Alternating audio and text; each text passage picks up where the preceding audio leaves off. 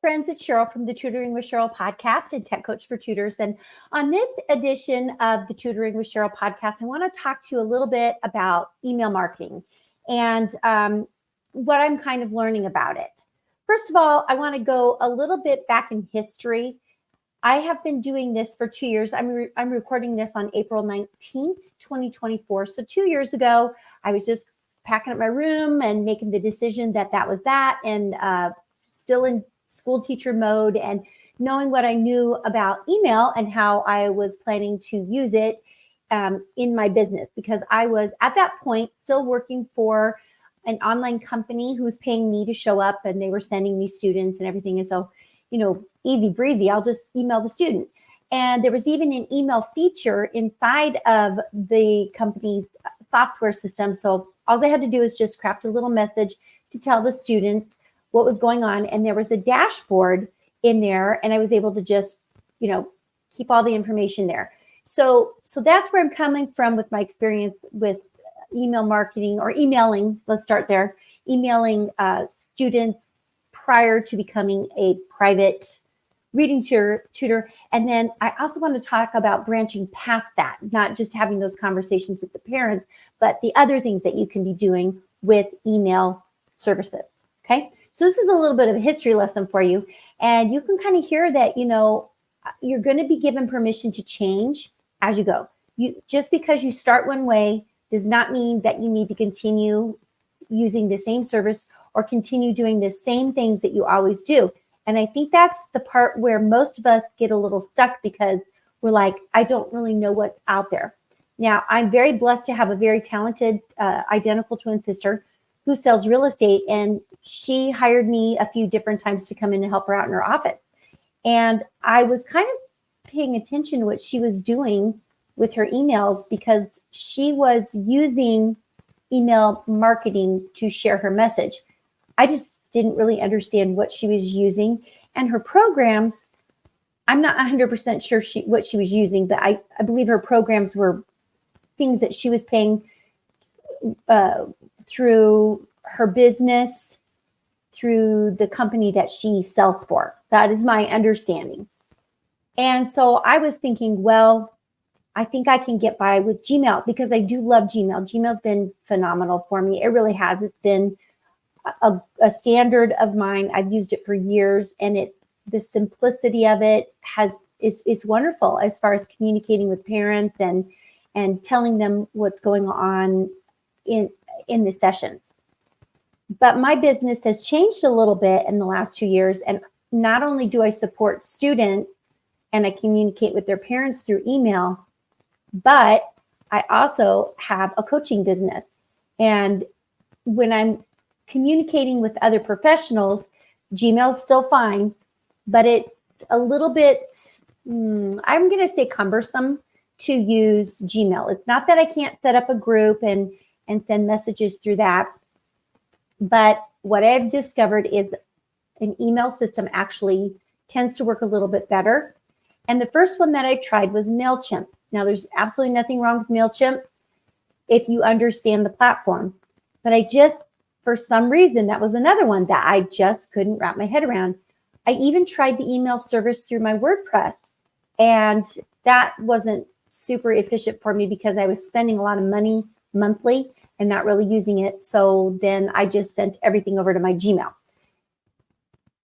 As I grew from a private reading tutor to a tech coach, I thought, well, I'll just use the Gmail function and open up a new Gmail account and do everything that I've already been doing for my Tutoring with Cheryl students. But then I realized that with the free account, I didn't have all the perks with the paid account. So I was kind of frustrated. And I was also emailing my parents through Tutorbird. And I thought, well, I really don't need an email service for my parents, since I'm using Tutorbird and they're getting their messages that way. So I kind of thought, I'm not going to worry about it. But as I sat there and was looking at both facets of my business, being a private tutor and then also being a tech coach for tutors, I thought there's got to be another way, and I'm gonna figure this out. And I think I just like the challenge enough I think I get a little bit of that from my mom. She likes to do puzzles all the time. And I'm always like, I don't want to do that puzzle. But it really is a puzzle to me when I'm trying to problem solve like this. Like, what is the most efficient way?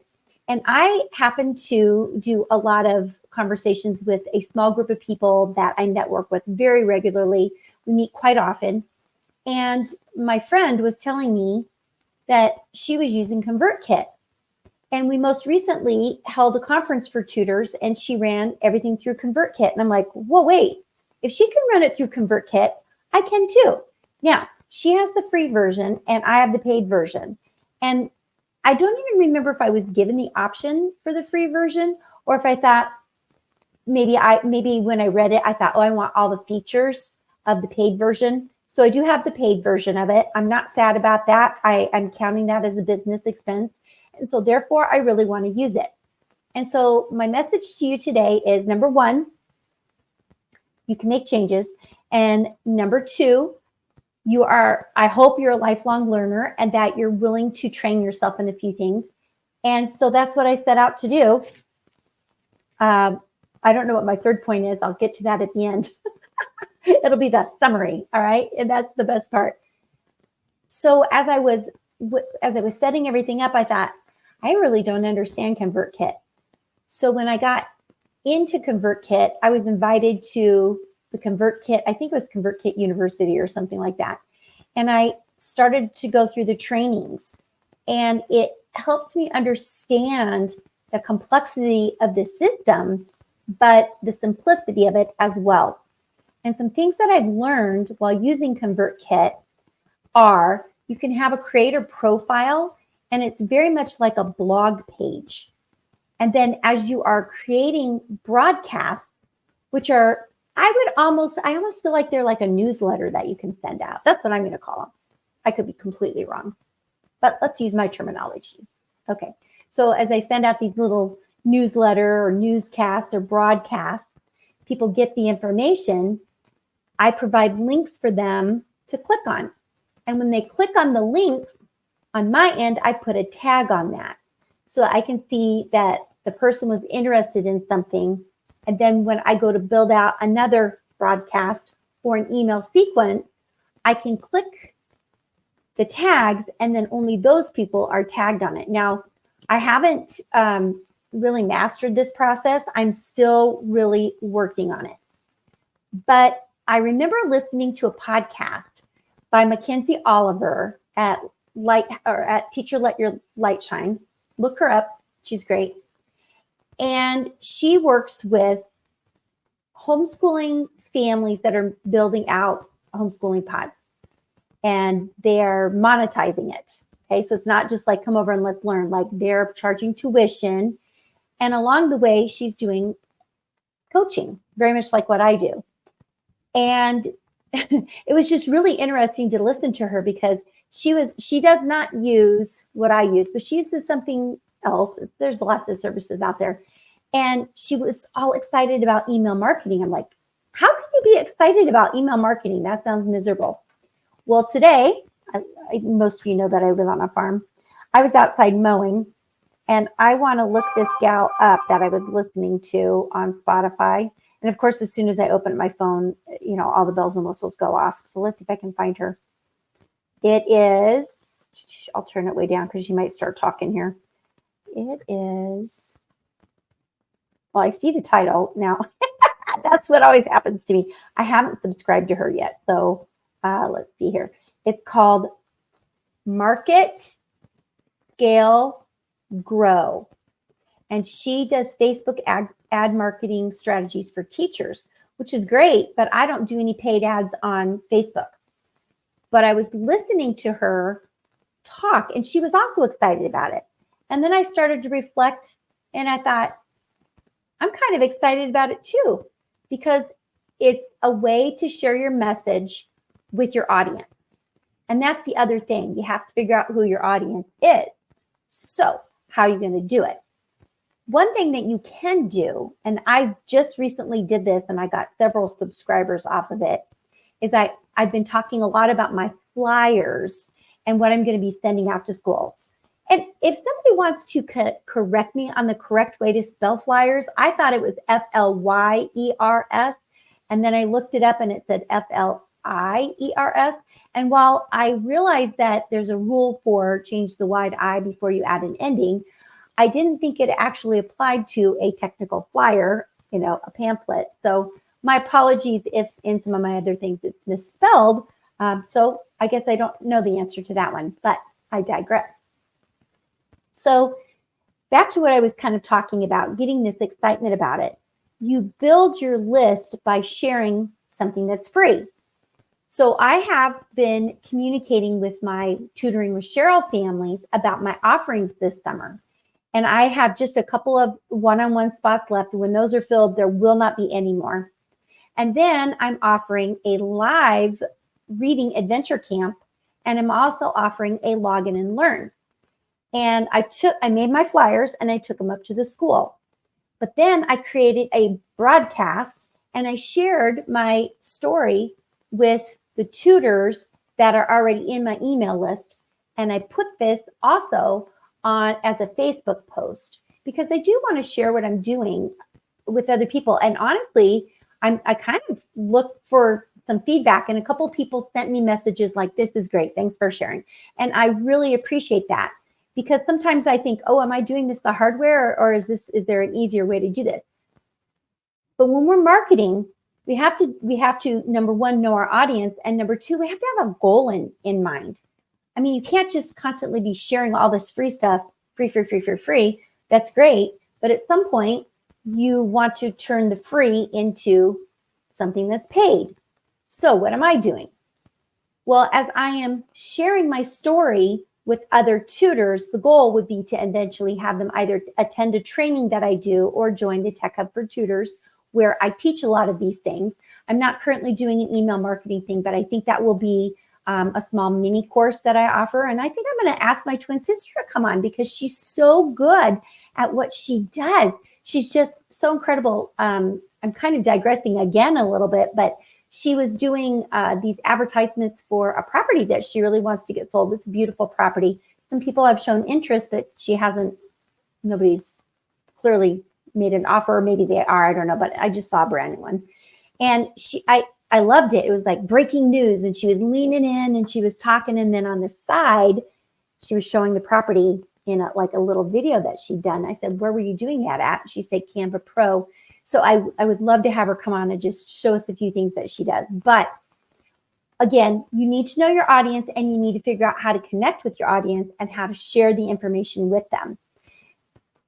I kind of got a little bit lost in this because I was talking about my sister and what she was doing. But I guess to kind of wrap things up here, the marketing for your small business is really in your hands. You have to determine what works best for you. And for a long time, I've been pushing things on Instagram and really trying to get a connection that way.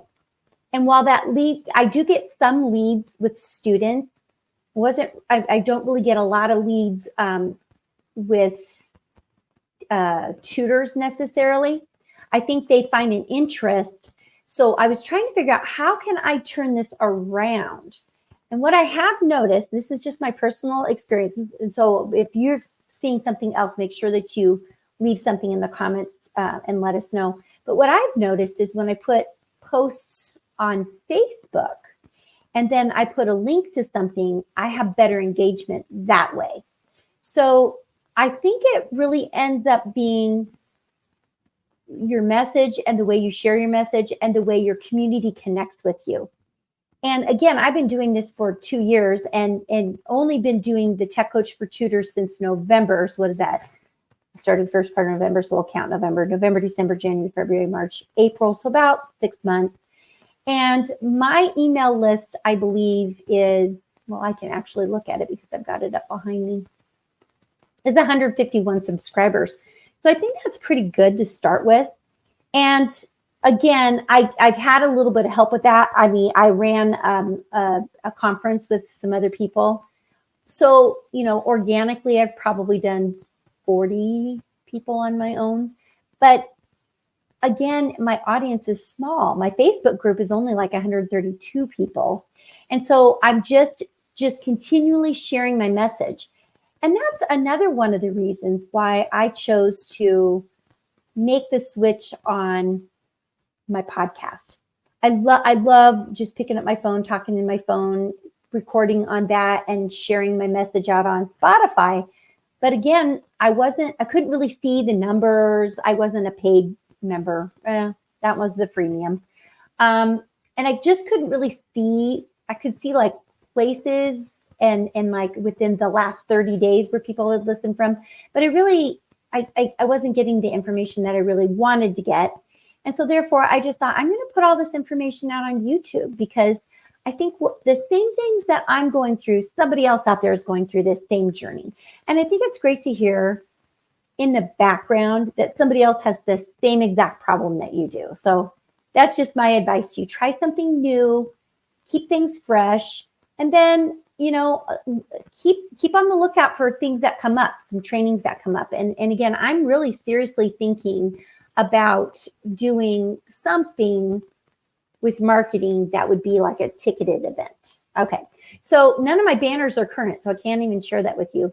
And I still have my last guest banners that are up here, but you can see at the bottom, you can find me at Tech Tutor Innovate on both Facebook and Instagram, and Tutoring with Cheryl on YouTube. That is my handle on YouTube. And check out my creator profile.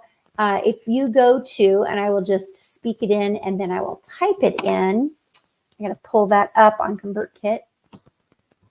And actually, I'll show you that one here real quick once it uploads. And we'll go to my creator profile and I'll share that with you. Thanks for being patient. And I think we'll do this. Okay, there we go. So so you can see that this is my creator profile and there's a little welcome. And as you come down, these are the blog posts that I've made. So these are broadcasts, and every time I make a broadcast, then I can choose who I want to see that.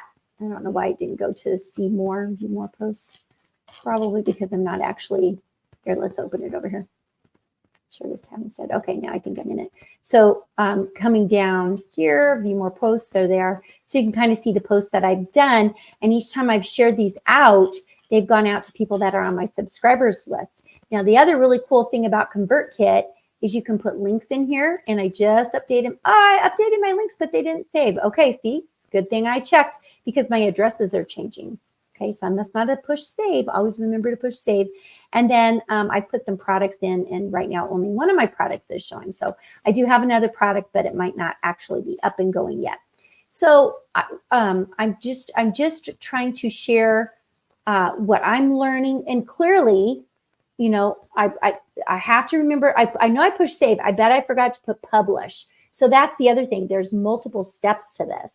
But I'm learning so much along the way, and I hope that you'll challenge yourself to be like me. Go ahead, take the risk. It's the only thing that you're going to do is you're just going to learn. And a lot of these things you can do for free. But for me, sometimes freemium isn't the best, so I'm just going to tell you, hey, give this a try. Oh, I do have my link tree on here, so I can share that with you. All right, well, you guys, it's been great sitting here chatting with you. I hope you learned something today. I do have that Amp Up Your Marketing. This is not part of the series. There's 4 other videos in there of some different things that I've tried. And that's only $5. That's a great way to get some information from me. You guys make it a great day. And as usual, keep the learning going.